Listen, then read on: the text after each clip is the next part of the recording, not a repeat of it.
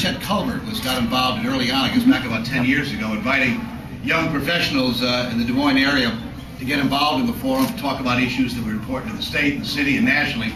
And I'm delighted to see the organization still going strong and vitally engaged. I think you've already met a number of the presidential candidates who've been through.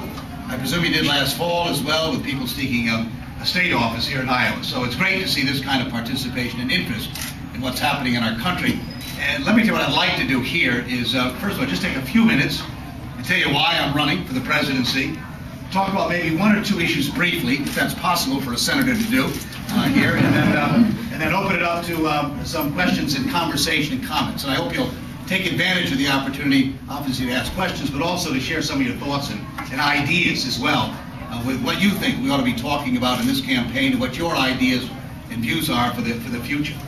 First of all, I'm preaching to the choir in a sense when I begin by telling you that I think so much is at stake. I think all of us recognize that. Candidly, I had never planned on seeking the presidency when I ran for the United States Senate and Congress, and been relatively content and happy to serve in that body, doing what I can do on behalf of children and families and Latin American issues, the Middle East, working on financial services, election reform issues over the years.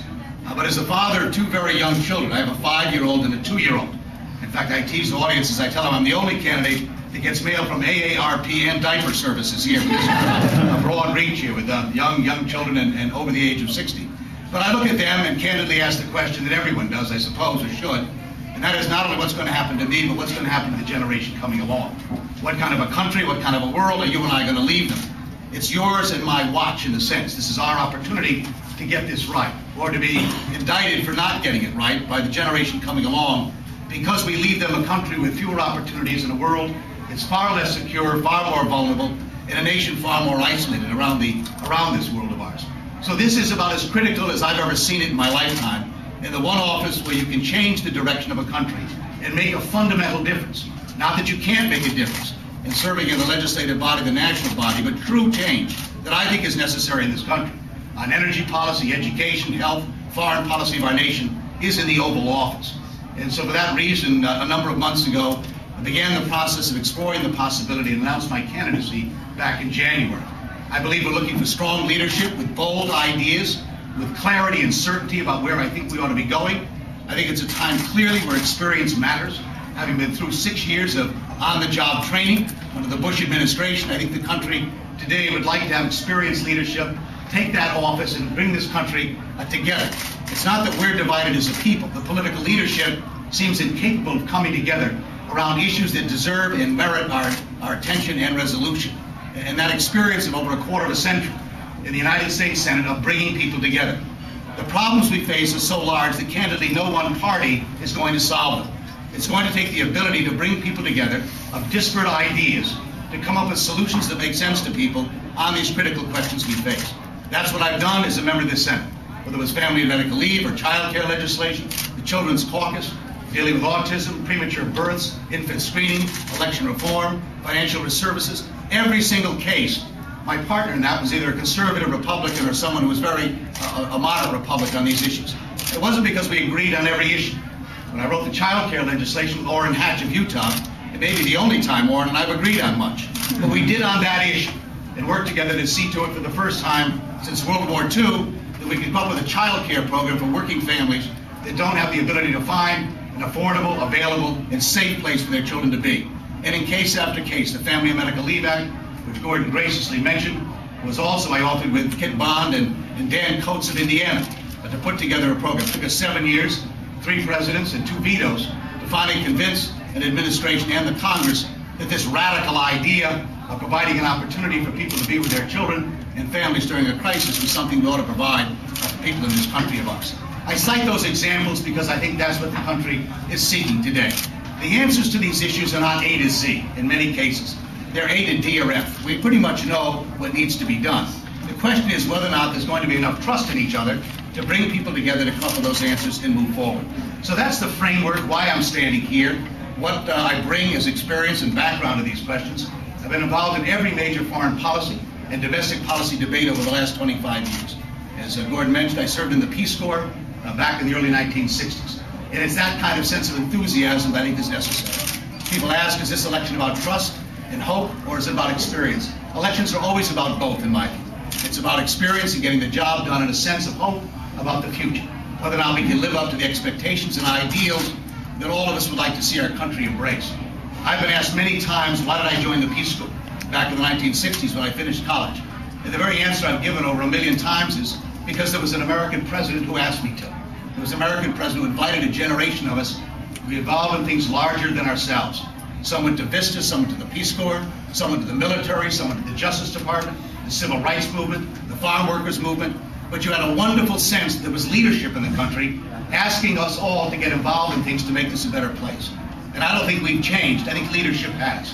And once again, we'd all like to feel that again, that sense that we're being asked to be a part of something big, to make a difference in our lives. So when that jury comes around of my 5- and 2-year-old and asks you and I what we did at the outset of the 21st century to get this right, we can say we tried to make this a better country, a stronger place, in a world in which they had more opportunities and hopes. The two issues I want to briefly mention to you, and one that has been very important. One is energy, an important issue in this state, obviously, given the great interest today and the opportunities that are provided with emerging technologies and using a crop base and a farm base to not only feed the country, but provide energy sources for it. But everywhere you go, people are interested in this issue.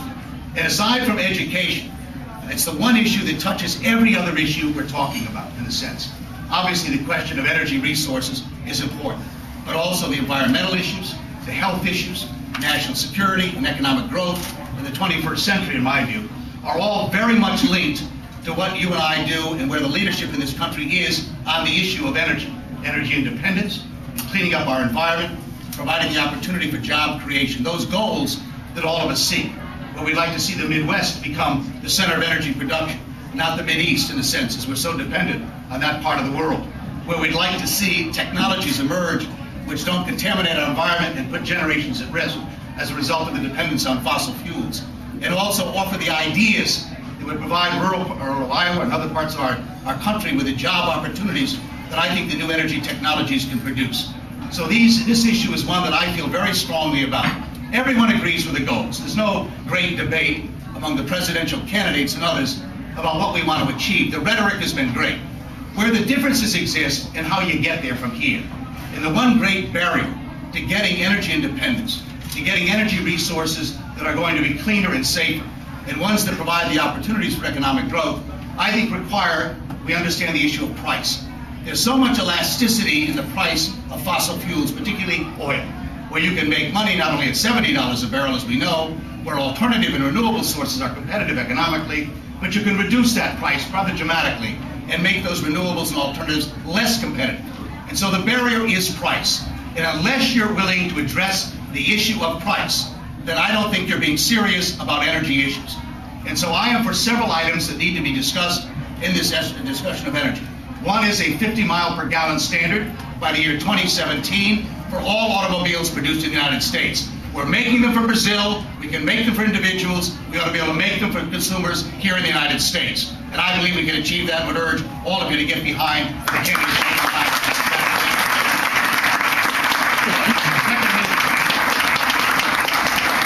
Secondly, I believe we need to impose a corporate carbon tax. Now, I realize that in saying those words, people shudder. But unless you provide some means by which you can stabilize this price and give people an opportunity to afford the cleaner, safer technologies, then I think it's going to be very difficult to break that down. Remember, most working class families don't have the advantage of having the luxury financially of affording, even though they want to, cleaner technologies and safer technologies in the future. But they face the problem of cost and price.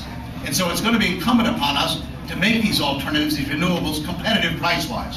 What you would get by having a corporate carbon tax with a cap-and-trade proposal that would limit the amount of CO2 in the environment to 80% of what it is in 1990 by the year 2050, with degrees of in year 2010, 2020, 2030, 2040 of reaching into those years and reducing that amount, culminating in an 80% reduction, and allowing the trading that goes on of those credits. But also the corporate carbon tax would produce at least $50 billion a year. Some suggest as much as $100 billion a year. That I would use those funds to fast-track these renewable sources of energy. The biofuels, obviously ethanol here, as all of you know in this state more than most, is a pretty mature source of energy already.